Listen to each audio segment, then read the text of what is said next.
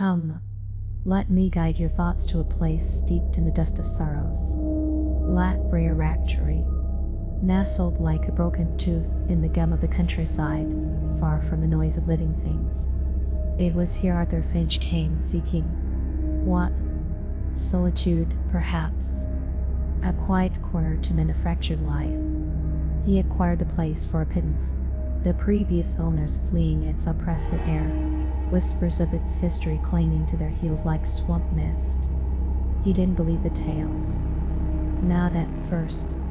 The rectory was vast, cold, and decaying. Thus motes danced in the infrequent shafts of weak sunlight that pierced the crime streaked windows. On the second floor life felt heavy, but it was the third floor that drew the eye, or rather, a single feature upon it. A door. Solid oak, but strangely out of place, sealed, not merely locked, but boarded shut with thick planks, nailed with a savage finality. Arthur was a man of routine, of quiet habits. He settled in, unpacking his meager belongings, the silence of the house vast and unbroken save for the creaks and groans of aged timber settling, or perhaps watching. But then subtle things began. A sigh on the stairs when no one was there. A fleeting shadow in his peripheral vision. The temperature in certain corners dropping suddenly, unnervingly. The noises from the third floor began subtly too. A faint, rhythmic knocking, like a small hand tapping against wood. Then a soft, mournful humming, barely audible beneath the house's own breath. It grew. The tapping became more insistent, frantic sometimes, followed by a sound like weeping. A child's weeping, thin and dissolute. Sleep became a luxury Arthur could not afford.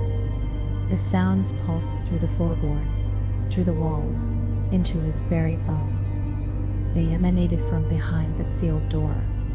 Curiosity, curdled with a dread he couldn't name, gnawed at him. What horror lay behind that barrier? What tragedy was replaying itself in the empty dark? Driven by an impulse he later couldn't explain, perhaps the house loaded Arthur found tools. He approached the door on the third floor, the air here thick with a palpable sorrow. The planks resisted, screeching in protest as he wrenched them free. Each nail pulled felt like tearing flesh. The smell that wafted out was not just dust and decay, but something deeper, colder, like old tears. He pushed the door open. The room within was small, barren save for a few chilling relics. A small wooden crib lay tipped on its side, blankets long since rotted away.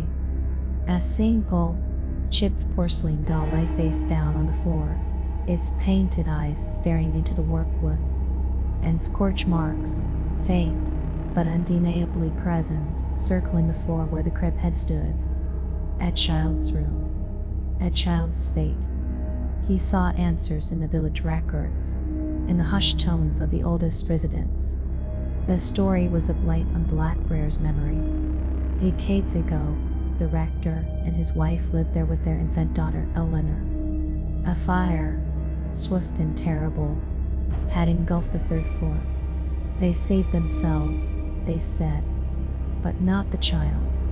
Some whispered the rector's wife had gone mad with grief, sealing the room herself, trapped in her sorrow until her own quiet passing years later. Others spoke of the rector, forever haunted, his own wife ending ambiguously not long after. But the house remembered. Oh, how it remembered. With the door open, the sounds intensified. The weeping was louder, closer. The tapping became a frantic clawing against the inside of the room. And then, he saw them. Fleeing, translucent figures in the periphery. A woman, shrouded in grief, hovering near the doorway. A child, small and spectral, reaching. Always reaching. The cold became unbearable. The house felt alive, malevolent. It wanted company. It wanted to relive the moment, over and over. A final night came like a shroud. The air thrummed with ethereal energy. The figures were no longer fleeting. The woman stood weeping, her form indistinct.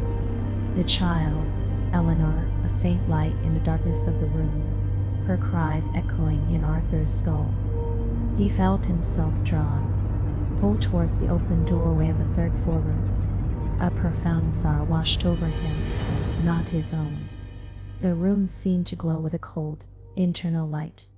He saw the crib, upright now pristine. He saw the woman, placing the child gently within it, her face a mask of sorrow. Then, a lick of spectral flame, cold and blue, began to crawl up the crib's legs. Arthur Finch never left Blackbriar Rectory. His presence, they say, joins the others now. Another echo in the silence.